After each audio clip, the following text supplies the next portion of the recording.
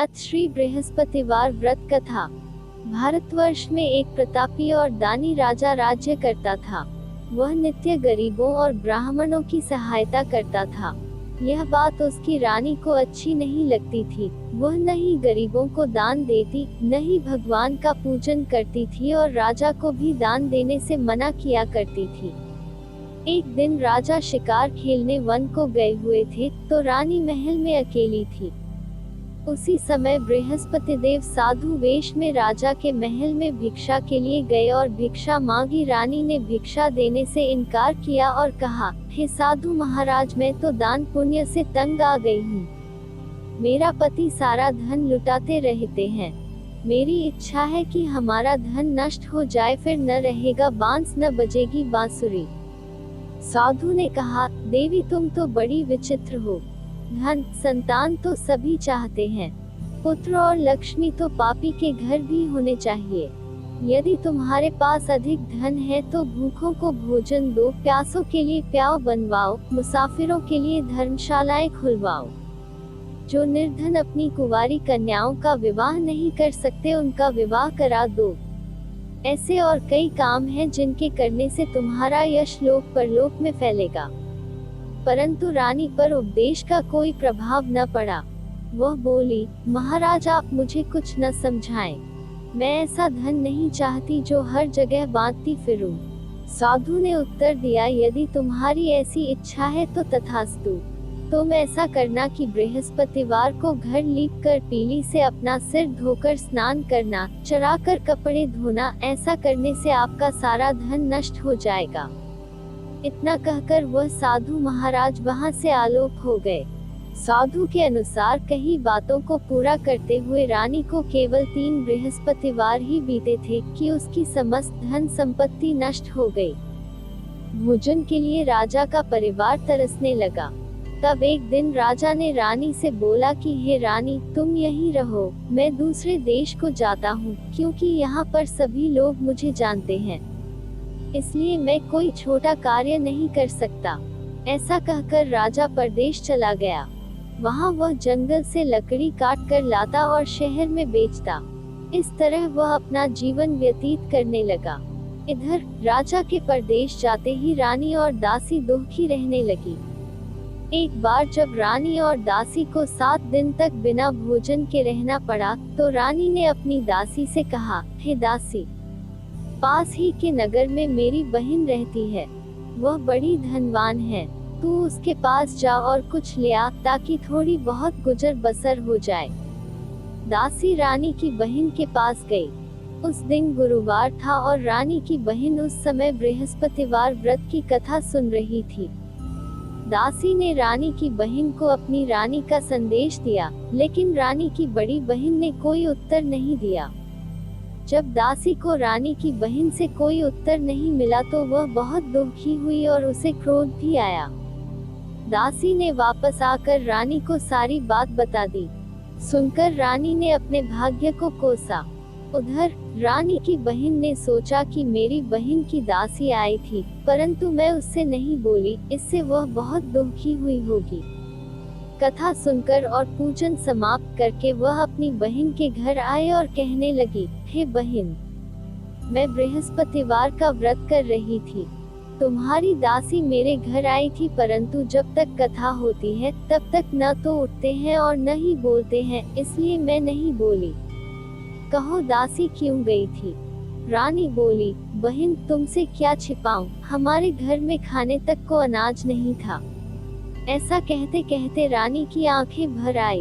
उसने दासी समेत पिछले 7 दिनों से भूखे रहने तक की बात अपनी बहन को विस्तार पूर्वक सुना दी। रानी की बहन बोली, देखो बहन, भगवान बृहस्पति देव सबकी मनोकामना को पूर्ण करते हैं। देखो, शायद तुम्हारे घर में अनाज रखा हो। पहले तो रानी को विश्वास नहीं हुआ, पर बहन के आग्रह करने पर उसने अपनी दासी को अंदर भेजा तो उसे सचमुच अनाज से भरा एक घड़ा मिल गया। यह देखकर दासी को बड़ी हैरानी हुई।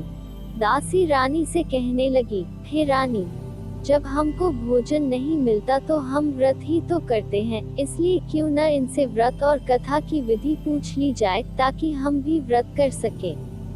तब रानी ने अपनी बहन से बृहस्पतिवार व्रत के बारे में पूछा।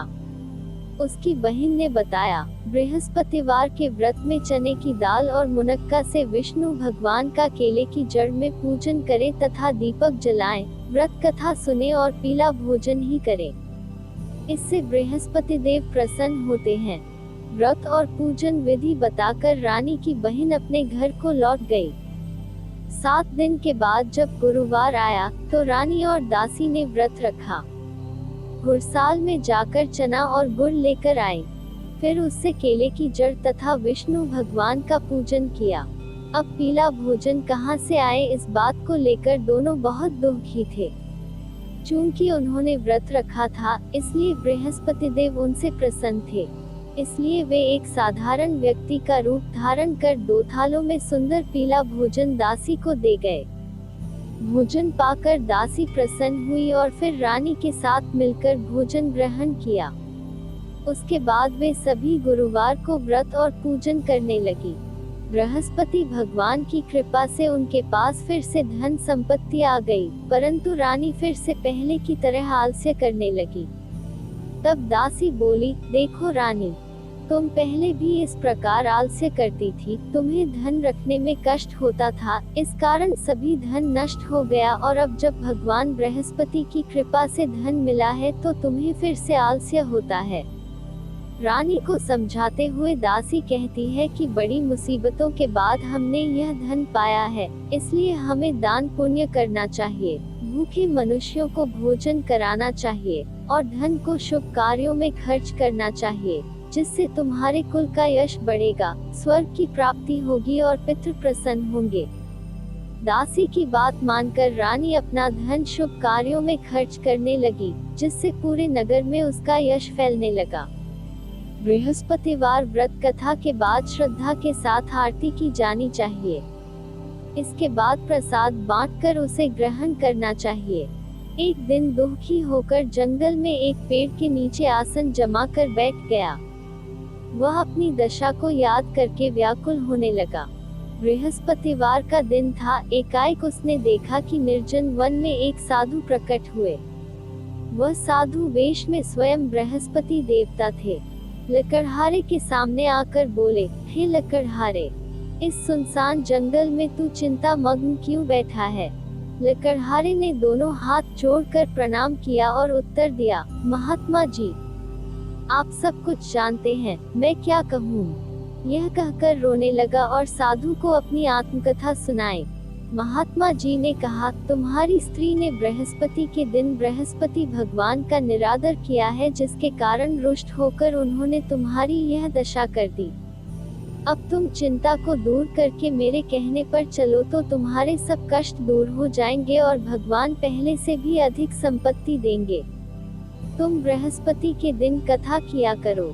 2 पैसे के चने मुनक्का लाकर उसका प्रसाद बनाओ और शुद्ध जल से लोटे में शक्कर मिलाकर अमृत तैयार करो। कथा के पश्चात अपने सारे परिवार और सुनने वाले प्रेमियों में अमृत व प्रसाद बांटकर आप भी ग्रहण करो। ऐसा करने से भगवान तुम्हारी सब मनोकामनाएं पूरी करेंगे। साधु के ऐसे वचन सुनकर लकड़हारा बोला, हे प्रभु, मुझे लकड़ी बेचकर इतना पैसा नहीं मिलता जिससे भोजन के उपरांत कुछ बचा सकूं। मैंने रात्रि में अपनी स्त्री को व्याकुल देखा है। मेरे पास कुछ भी नहीं जिससे मैं उसकी खबर मंगा सकूं। साधु ने कहा, हे लकड़हारे, तुम किसी बात की चिंता मत करो। बृहस्पति के दिन तुम रोजाना की तरह लकड़ियां लेकर शहर को जाओ। तुमको रोज से दुगुना धन प्राप्त होगा, जिससे तुम भली भांति भोजन कर लोगे तथा बृहस्पति देव की पूजा का सामान भी आ जाएगा। इतना कहकर साधु अंतर्ध्यान हो गए। धीरे धीरे समय व्यतीत होने पर फिर वही बृहस्पतिवार का दिन आया। लकड़हारा जंगल से लकड़ी काट कर किसी शहर में बेचने गया। उसे उस दिन और दिन से अधिक पैसा मिला। राजा ने चना गुड़ आदि लाकर गुरुवार का व्रत किया। उस दिन से उसके सभी क्लेश दूर हुए, परंतु जब दोबारा गुरुवार का दिन आया तो बृहस्पतिवार का व्रत करना भूल गया। इस कारण बृहस्पति भगवान नाराज हो गए। उस दिन उस नगर के राजा ने विशाल यज्ञ का आयोजन किया तथा शहर में यह घोषणा करा दी कि कोई भी मनुष्य अपने घर में भोजन न बनावे न आग जलावे, समस्त जनता मेरे यहाँ भोजन करने आवे। इस आज्ञा को जो न मानेगा उसे फांसी की सजा दी जाएगी। इस तरह की घोषणा संपूर्ण नगर में करवा दी गई। राजा की आज्ञानुसार शहर के सभी लोग भोजन करने गए, लेकिन लकड़हारा कुछ देर से पहुंचा, इसलिए राजा उसको अपने साथ घर ले गए और ले जाकर भोजन करा रहे थे तो रानी की दृष्टि उस खूंटी पर पड़ी जिस पर उसका हार लटका हुआ था। वह वहां पर दिखाई नहीं दिया। रानी ने निश्चय किया कि मेरा हार इस मनुष्य ने चुरा लिया है। उसी समय सिपाहियों को बुलाकर उसको कारागार में डलवा दिया। जब लकड़हारा कारागार में पड़ गया और बहुत दुखी होकर विचार करने लगा कि न जाने कौन से पूर्व जन्म के कर्म से मुझे यह दुख प्राप्त हुआ है, और उसी साधु को याद करने लगा जो कि जंगल में मिला था। उसी समय तत्काल बृहस्पति देव साधु के रूप में प्रकट हुए और उसकी दशा को देखकर कहने लगे, अरे मूर्ख, तूने बृहस्पति देव की कथा नहीं करी, इस कारण तुझे दुख प्राप्त हुआ है। अब चिंता मत कर, बृहस्पतिवार के दिन कारागार के दरवाजे पर 4 पैसे पड़े मिलेंगे। उनसे तू बृहस्पति देव की पूजा करना, तेरे सभी कष्ट दूर हो जाएंगे। बृहस्पति के दिन उसे 4 पैसे मिले।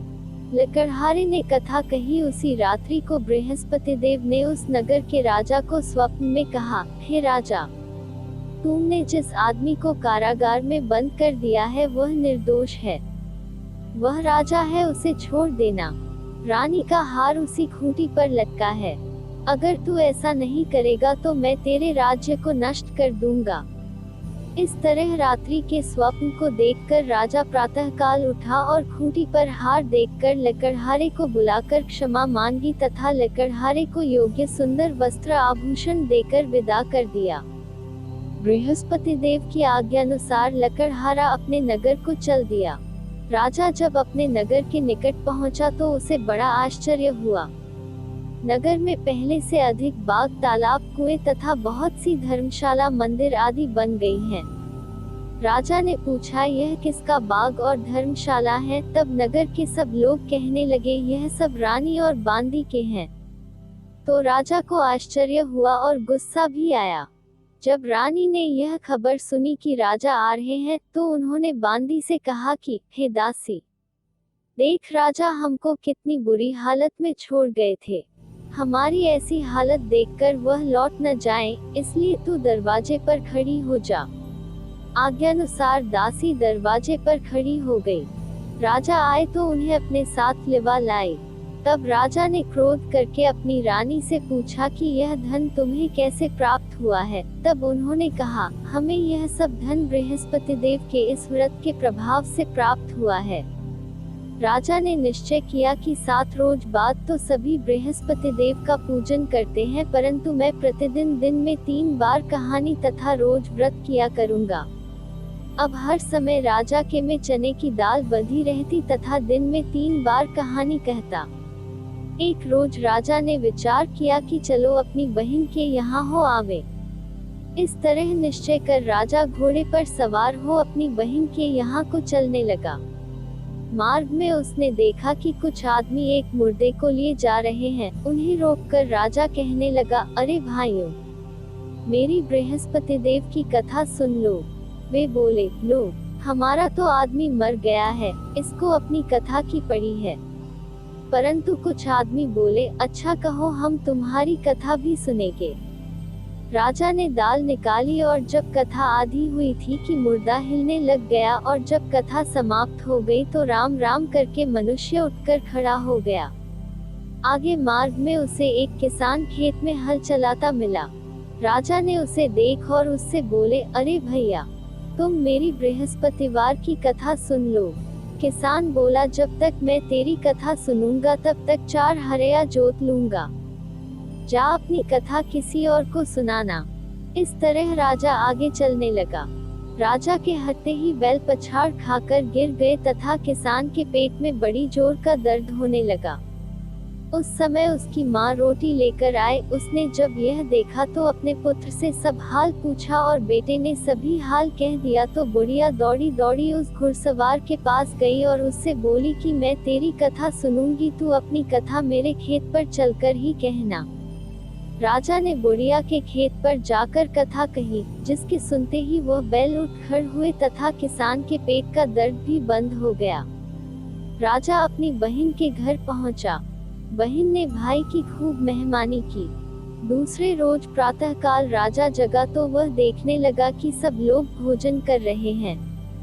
राजा ने अपनी बहन से कहा, ऐसा कोई मनुष्य है जिसने भोजन नहीं किया हो, मेरी बृहस्पतिवार की कथा सुन ले। बहन बोली, हे भैया, यह देश ऐसा ही है कि पहले यहाँ लोग भोजन करते हैं, बाद में अन्य काम करते हैं। अगर कोई पड़ोस में हो तो देख आऊं। वह ऐसा कहकर देखने चली गई, परंतु उसे कोई ऐसा व्यक्ति नहीं मिला जिसने भोजन न किया हो। अतः वह एक कुम्हार के घर गई जिसका लड़का बीमार था। उसे मालूम हुआ कि उनके यहाँ 3 रोज से किसी ने भोजन नहीं किया है। रानी ने अपने भाई की कथा सुनने के लिए कुम्हार से कहा, वह तैयार हो गया। राजा ने जाकर बृहस्पतिवार की कथा कही, जिसको सुनकर उसका लड़का ठीक हो गया। अब तो राजा की प्रशंसा होने लगी।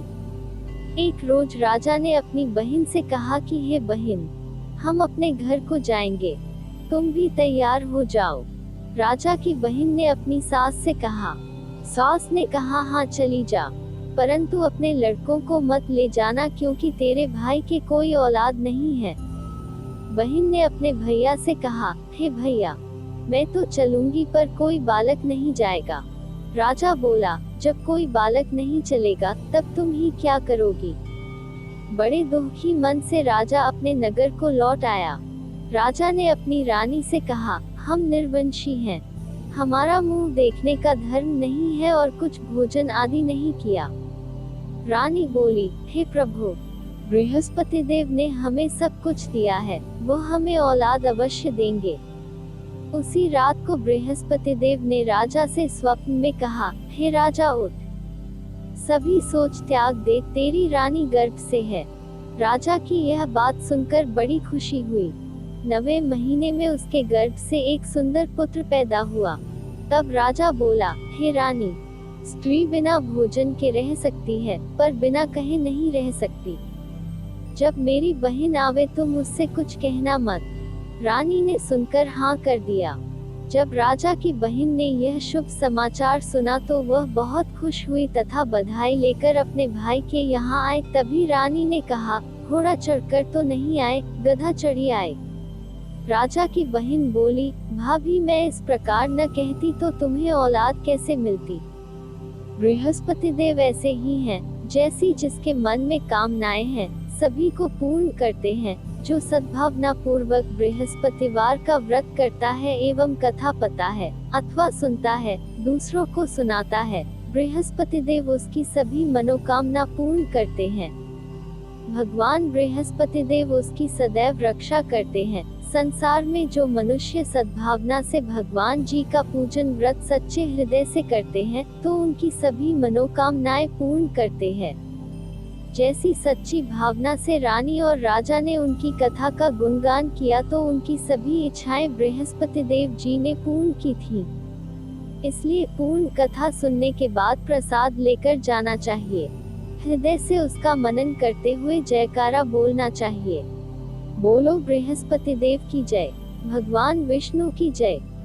बृहस्पति देव की कथा। प्राचीन काल में एक रहता था, वह बहुत निर्धन था। उसके कोई संतान नहीं थी। उसकी स्त्री बहुत मलिनता के साथ रहती थी।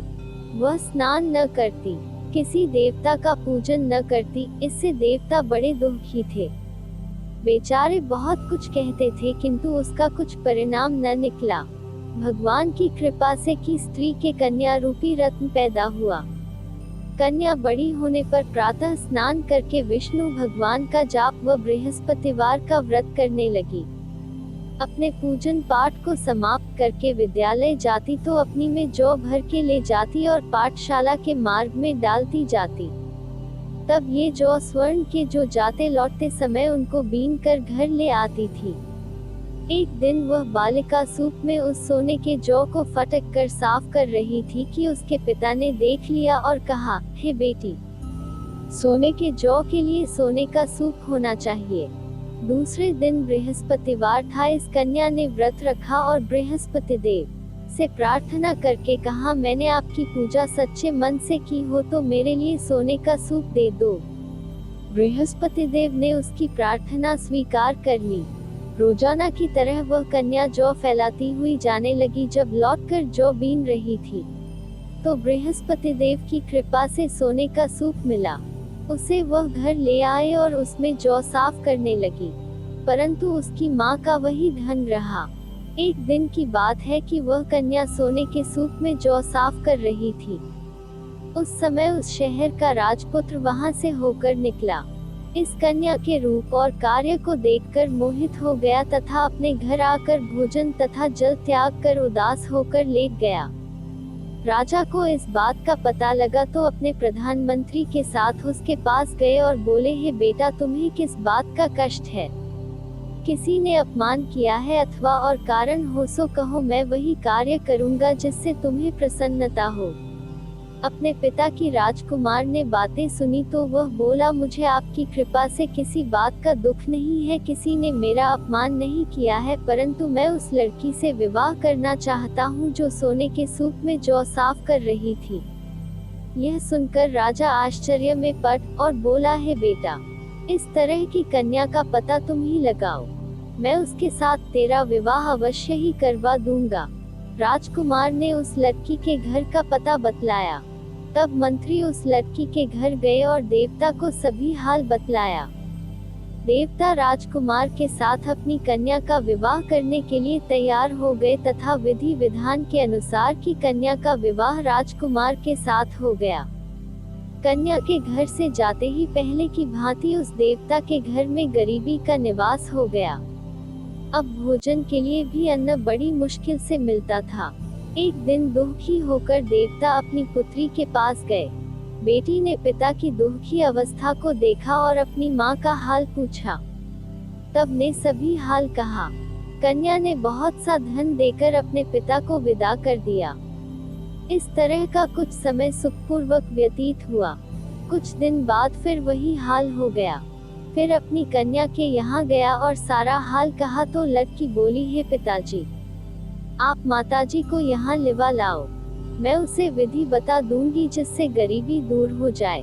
वह देवता अपनी स्त्री को साथ लेकर पहुँचे तो अपनी माँ को समझाने लगी, हे माँ, तुम प्रातःकाल प्रथम स्नानादि करके विष्णु भगवान का पूजन करो तो सब दरिद्रता दूर हो जाएगी। परंतु उसकी माँ ने एक भी बात नहीं मानी और प्रातःकाल उठकर अपनी पुत्री के बच्चों की जूठन को खा लिया।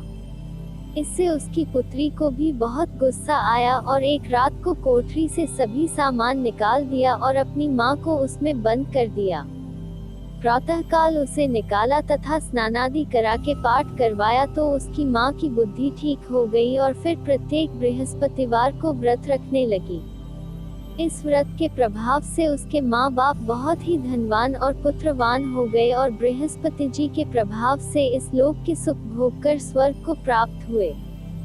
सब बोलो विष्णु भगवान की जय, बोलो बृहस्पति देव की जय। दोस्तों, अगर अभी आपने चैनल को सब्सक्राइब नहीं किया है तो सब्सक्राइब करें और बेल आइकॉन को भी प्रेस कर ले ताकि जल्दी से आपको नोटिफिकेशन मिल सके। दोस्तों, आपसे अनुरोध है वीडियो को लाइक और शेयर भी करें ताकि हम आपके लिए ऐसे ही रोचक वीडियोस लाते रहे। आपका बहुत बहुत धन्यवाद दोस्तों।